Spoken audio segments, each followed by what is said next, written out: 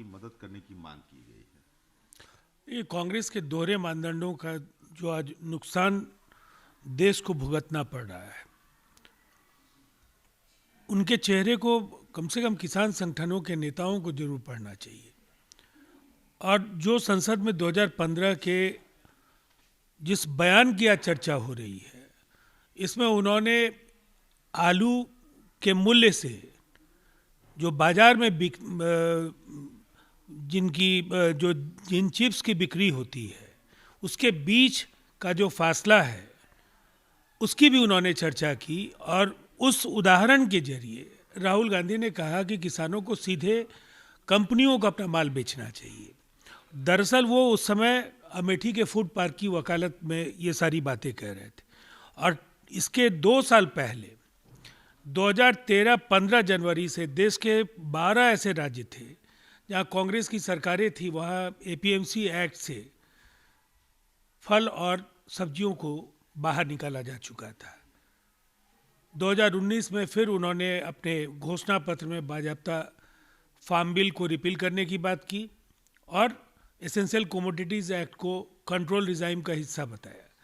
इसीलिए किसानों को ये जरूर समझना होगा कि इन राजनेताओं के चंगुल से आंदोलन को कैसे बाहर निकाला जाए और तभी किसानों को कोई इसका लाभ मिलेगा। हम केसी त्यागी ने अपने 6 विधायकों को अरुणाचल प्रदेश में भाजपा में शामिल किए जाने पर कहा है कि हम अरुणाचल प्रदेश के 6 जदयू विधायकों को भारतीय जनता में शामिल होने पर नाराजगी व्यक्त करते हैं। गठबंधन की राजनीति के लिए यह अच्छा संकेत नहीं है।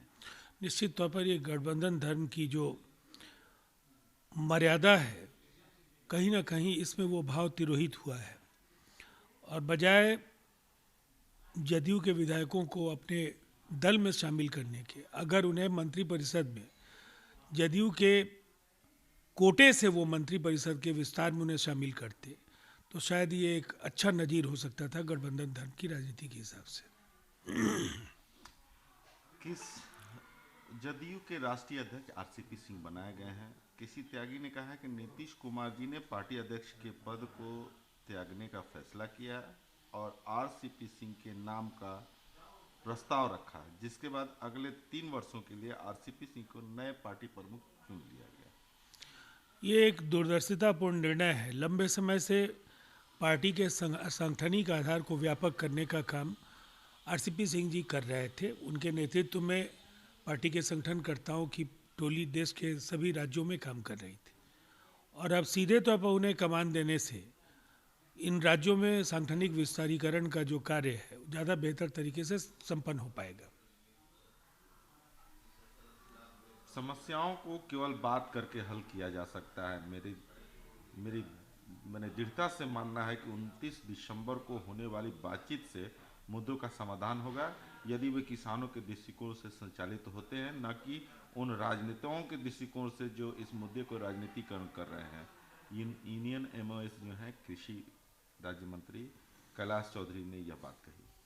अब चूंकि ये आंदोलन 32वें दिन में प्रवेश कर चुका है, कड़ाके की ठंड है, देश की अर्थव्यवस्था को भी 1 लाख करोड़ रुपए से ज़्यादा का नुकसान हो चुका है और जब बार बार ये कहा जा चुका है कि एमएसपी पर लिखित गारंटी देने के लिए सरकार तैयार है, तो मुझे ऐसा लगता है कि जिन 3 कानूनों के कई प्रावधानों को लेकर के असमंजस का भाव है, वहाँ भी सरकार वार्ता करने के लिए तैयार है।